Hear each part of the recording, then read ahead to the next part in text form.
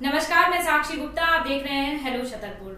छतरपुर जिले के बिजावर अनुभाग के अंतर्गत डिलारी गांव का नाबालिग उदय आदिवासी को लेकर दस्तावेज हुआ है। वहीं ग्रामीणों ने उदय के पिता पर ही उदय को छुपाने और ग्रामीणों के खिलाफ झूठे केस में फंसाने के एवज में पैसे मांगने के आरोप लगाए हैं। ग्रामीणों ने कहा, हो सकता है मौना सैया में मिले नरकंकाल को उदय के पिता भगोला का ही पूरा षड्यंत्र हो, क्योंकि जिस दिन उसका लड़का गया ठीक 3-4 दिन बाद भगोला को ही जंगल में नरकंकाल मिला था और उसका अंतिम संस्कार किया गया। पूरे परिवार ने मुंडन भी कराया, लेकिन कोरोना संक्रमण के चलते अचानक बाहर से उदय घर लौट आया। जब ग्राम डिलारी पहुंचा तो ग्रामीण अचंभित हो गए और आनंद फानन में इसकी जानकारी पुलिस को दे दी। फिर क्या था, पुलिस ने नाबालिग उदय को ले जाकर कथन दस्तयाब कराया। ग्रामीणों ने दस्तयाब हुए नाबालिग उदय और उसके पिता पर गंभीर आरोप लगाते हुए बताया कि उदय मोनोसैया में घूमने आए हुए लोगों की गाड़ियों के कांच फोड़कर मोबाइल आदि चुरा लेता था, जिसकी शिकायत होने पर उसके पिता भगोला ने उसे कहीं रिश्तेदारी में 3 वर्षों तक रखा। जंगल में मिले नरकंकाल को लेकर ग्रामीणों को बेवजह फंसवाना चाहा। साथ ही एक बहेलिया से केस बंद करवाने के एवज में 50,000 रुपए की मांग भी करता था और पुलिस पर भी अनावश्यक मारने की धमकी देकर दबाव बनाता था।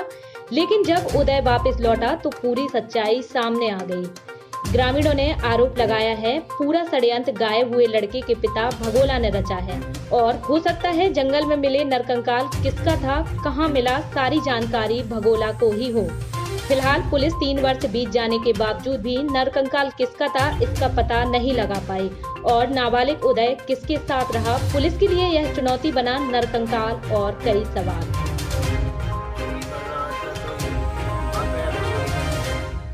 इन लोगों ने हम लोगों के ऊपर आरोप लगा दिया था कि हमारा बच्चा इन लोगों ने मार दिया है। पुलिस ने हम लोगों को बहुत परेशान किया और नया कंकाल इन लोगों उस वक्त मिला था। हमको तो लगता है इन्हीं ने मारा है। कंकाल के बारे में पुलिस ने हम लोगों की रिपोर्ट दर्ज कराई, इन लोगों की सजा हो जाए। और कुछ जो बहेलिया है उनसे बोला था कि कुछ पैसे 50,000 रुपये करीबन लोग दें। किसने बुलाई? एक बहेलिया को बोला था, बीरा। ये तो किसने बुलाई? भगोला ने बोला। और क्या बोला था? ये इनका सारा षड्यंत्र था कि सभी लोग जेल जाएं। कंकाल को लोगों ने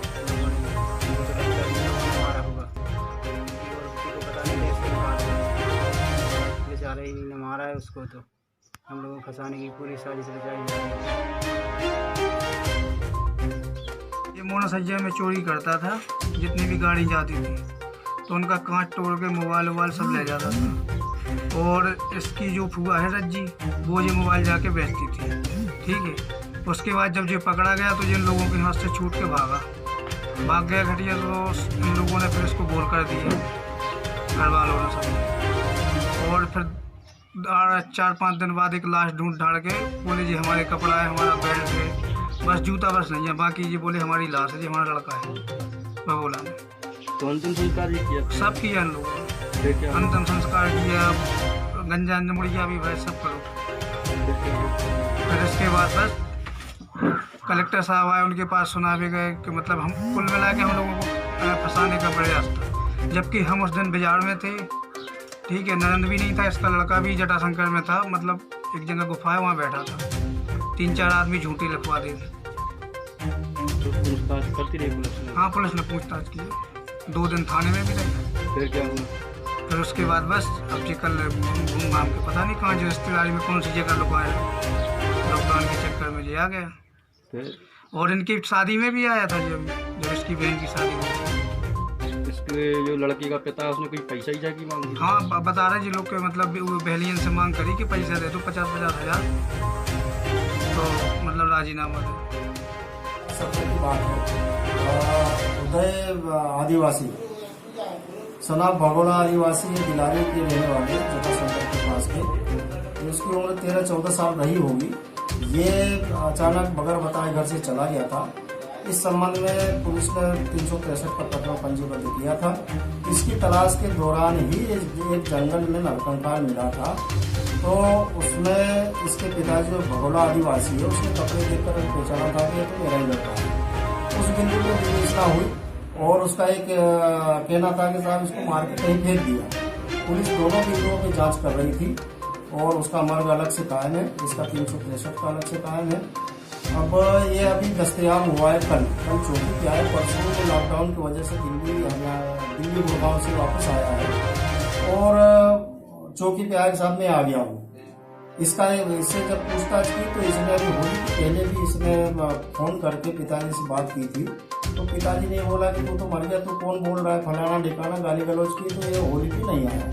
अब लॉकडाउन की वजह से सारे लेबर्स वहाँ पर आए हैं, यहाँ पर वापस आए हैं, तो उन्हीं के साथ में ये भी आ गया। तो दस्तयाब हमने कर लिया है, उसे पूछताछ की गई है और जो नरकंकाल है उस पर अलग हमारी जाँच चल रही है, वो किसी अन्य व्यक्ति का है, अलग अलग मामले का है।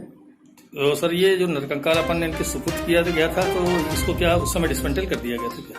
हाँ, वो मजिस्ट्रेट के आदेश से होगा, उसमें अलग जांच चली गई, उसमें अलग कर दिया है, उसके तहत हम लोग कार्रवाई करेंगे। क्या डीएनए वगैरह कराया गया था? डीएनए वगैरह भी कराया था इसमें, लेकिन उसमें मैच नहीं हुआ था, तो इसने संभावना व्यक्त की थी इसके पिताजी ने कि साहब वो तो दूसरे का लड़का है।